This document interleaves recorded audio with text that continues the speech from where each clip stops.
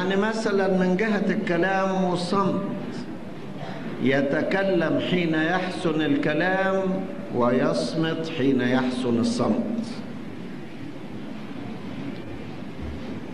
يتكلم لما يفتح الله فمه بكلمة طيبة، ويسكت حينما يكون الاشتراك في الكلام خطية من الخطايا. يعني يعرف امتى يتكلم وامتى يصمت. ما يقولش مثلا ان كل صمت فضيلة، لا، في انواع من الصمت مش فضيلة، بل في انواع من الصمت خطية. او يصمت حينما يخاف في التعبير عن ايمانه مثلا، أو يصمت حينما يعتبر صمته موافقة على شيء مش مظبوط.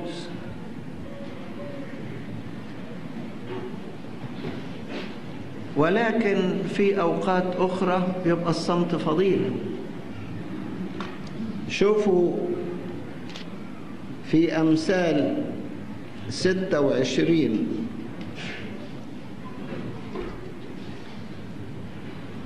آية 4 و5، آيتين يبدو أنهم ضد بعض. آية منهم بيقول: لا تجاوب الجاهل حسب حماقته لئلا تعدله أنت، يعني تبقى زيه. والآية اللي بعديها على طول: جاوب الجاهل حسب حماقته لئلا يكون حكيما في عيني نفسه. يعني إيه الكلام ده؟ مرة يقول لا تجاوب ومرة يقول جاوب، حسب حكمة المناسبة. إذا كنت لما تخش مع الجاهل في كلام من نوعه تبقى أنت بقيت أنت وهو واحد، يبقى في الحالة دي ما تتكلمش. وإن كان لو سكت ما اتكلمتش يبدو حكيما في عيني نفسه ويبان أن هو منتصر ورأيه مظبوط، يبقى تفحمه بكلمة. يبقى للكلام وقت وللصمت وقت.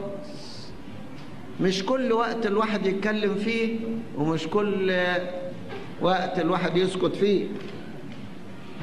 ساعات كلام الإنسان يكون دينونة عليه أمام ربنا، وساعات كلام الإنسان يجيب مشاكل لا حصر لها ويقول يا ريتني ما اتكلمت.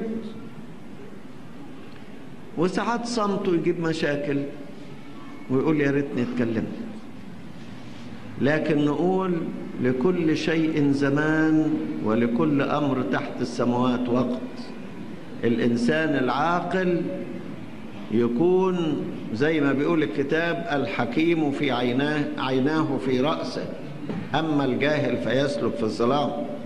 قبل ما يقول أي كلمة يشوف الكلمة دي رايحة فين، نتائجها إيه، تأثيرها على نفوس الناس إيه، هتجيب شر، هتجيب ضرر، هتجيب خير، ويوزن الكلمة قبليه. عشان كده بيقول: ليكن كل إنسان مسرعا إلى الاستماع، مبطئا في التكلم، مبطئا في الغضب. يعني مبطئ في التكلم يعني يوزن الكلمة كويس قبل ما يقولها، لأن الكتاب بيقول: بكلامك تتبرر وبكلامك تدان. نفس الكلام به تتبرر وبه تدان. لما تتكلم الكلمة في وقتها في مصلحتها يبقى بتتبرر، تتكلم الكلمة في غير وقتها تدان.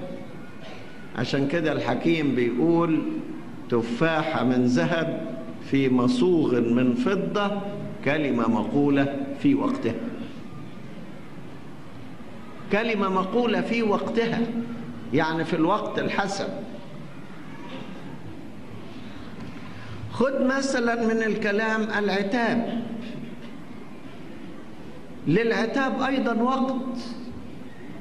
في وقت تيجي تعاتب فيه إنسان يكون مش محتمل أي كلمة وتخسروا بعض، وفي وقت يكون صافي ورايق وعنده استعداد لسماع كلامك تعاتبه ما يجراش حاجة. فيجي واحد يسأل يقول العتاب حرام ولا حلال؟ أقول لا، لكل أمر تحت السماوات وقت. لما تعاتب في وقت مناسب تجيب نتيجة، في وقت غير مناسب ما تجيبش نتيجة. بأسلوب كويس يجيب نتيجة، بأسلوب مش كويس ما يجيبش نتيجة. لكل شيء زمان ولكل أمر تحت السماوات وقت. واحد يكون تعبان ومتضايق وزهقان، وانت تيجي تطلب منه طلب وهو تعبان وزهقان، يقول لك سيبني دلوقتي. قول له لا، اسيبك ازاي؟ انا عايزه دلوقتي. يروح خابط فيك. الله، لكل شيء تحت السماوات وقت. انتهز فرصة يكون انسان مستعد لسماعك وقول له اللي انت عايزه. لكن اذا كان واحد مش مستعد للسماع يبقى مش وقته. أجلها ليوم تاني. أجلها إيه؟ ليوم تاني. لكل شيء تحت السماوات وقت. تيجي ست لزوجها يكون معذور وتعبان ومش عارف يسدد ديونه ازاي ويكمل بقية الشهر ازاي، وتيجي تطلب طلبات يقول لها ده وقته. طب لما نشوف بس نسدد اللي في ايدينا. اطلبي في وقت يستجاب طلب، لكن مش الواحد يطلب طلب في وقت معقد. ما تجيش كده. لكل شيء زمان ولكل أمر تحت السماوات وقت. حتى المصالحة مع الناس يختار لها الوقت الصالح اللي فيه استعداد في القلب ليه. يعني شوف، رفقة قالت لابنها يعقوب اهرب دلوقتي لخالك لبان إلى أن يرتد غضب أخيك. دلوقتي مش وقت إنك تتفاهم فيه مع أخوك وهو في عز غضبه. انتظر مدة إلى أن يهدأ غضب أخيك، وتلاقي الوقت مناسب إنك تتكلم معاه. فين لما جه الوقت المناسب يعقوب قابل عيسو، وأمكن إن اللقاء يكون في جو مودة. ولو كان قبله قبل كده ب20 سنة كان عيسو قتله. هو نفسه قال كده، قال أقوم وأقتل يعقوب أخي. ساعة الشر ابعد شوية، مش وقته. هو مشكلة الناس في الشر اللي بيتزايد في عز الغضب الكلمة قصادها كلمة والتانية قصادها كلمة والنار ازدادت. بينما واحد زعلك اسكت شوية وعاتبه بعد مدة، بعد ما يهدأ غضبه شوية.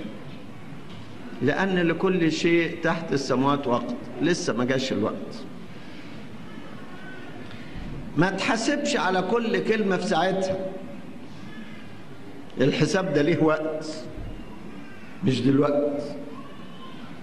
ده ربنا نفسه ما بيحاسبش على كل حاجة في وقتها.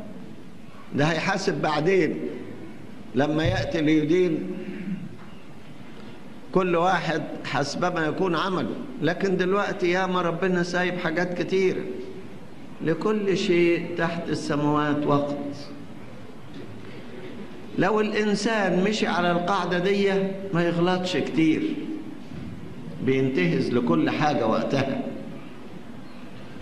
بيقول للكآبة وقت وللفرح وقت.